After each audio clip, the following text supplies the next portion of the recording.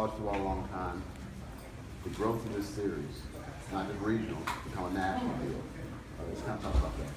Obviously, when you have the tradition and history that Oklahoma does, anything that they're involved in is going to resonate nationally. But with the success that Oklahoma State has had in the Gundy era, particularly the last several years, I think it has elevated the rivalry to a different plane.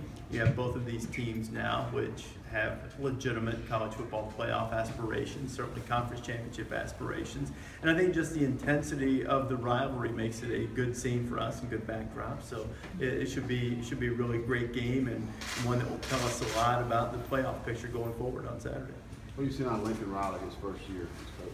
I think a lot of poise. I think one of the things that strikes you about Lincoln is that he's pretty even-keeled. I hadn't spent a lot of time around him until back in the summer, and he came up to Bristol, and he and I had a nice long conversation. It was part of one of our shows, and his maturity, even-keeled nature that you need, I think has been a big thing that stuck out to me.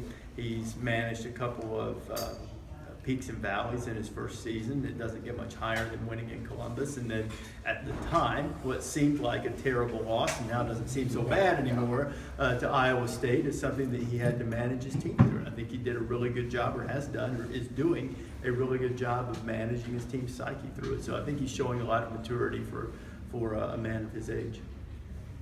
You mentioned the Gundy era. What's your take on just the national look on Oklahoma State football, how it's grown, and also Coach Gundy and national people's perspective on it? Well, I think one thing that Mike is that he's a unique character, and I think that this sport needs that. Historically, there have been a lot of characters in the sport, and as things have changed, a lot of times you get a lot more corporate speak and coaching speak type cliches from guys. You don't get a lot of that. We may get it at times from Mike, but I mean, whether it's taking the shirt off, or catching rattlesnakes, or growing the mullet, or whatever it might be, he's brought a little flavor to it. But he hasn't done it at the expense of his program, becoming some type of sideshow or something.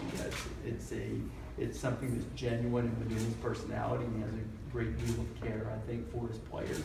And as a result, they've been really consistently good. I mean, this is the best era of Oklahoma State football, and he's been a huge part of it. How can a coach keep that balance? You just have to be genuine. It can't be contrived. There are coaches out there, and you're not going to talk about naming names, who are trying to come up with the next big slogan, the next hashtag, the next thing that's going to trend on social media, and it doesn't resonate with the players. I think that because players know what they're getting with Mike, they play hard for him. He's got a lot of stuff going on, but he's tough, man. I mean, you guys know this. You cover him all the time. He's a tough dude. And he's a hard-line kind of guy, and that's good. And I think the players respect that and respond to it. College game day has been in Norman too, and I'm not sure how much you guys are able to get out, but any thoughts on the college town of Stillwater? It's a beautiful campus.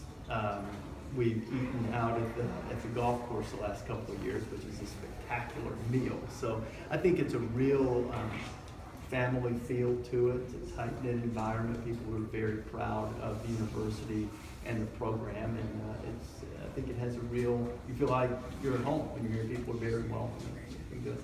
Have you experienced any of the earthquakes like Kirk has? I have not experienced an earthquake here, and I would prefer that we wait on the next one until my departure on Sunday, if you guys don't mind. So no, I have not. I've seen him get all bent out of shape about it, but I have not experienced an earthquake here, and I hope I haven't jinxed us. Maybe a new viral video, I don't know. Yeah, maybe so. Speaking of just finding things that will trend next, right? Yeah. All right, guys. Good guys.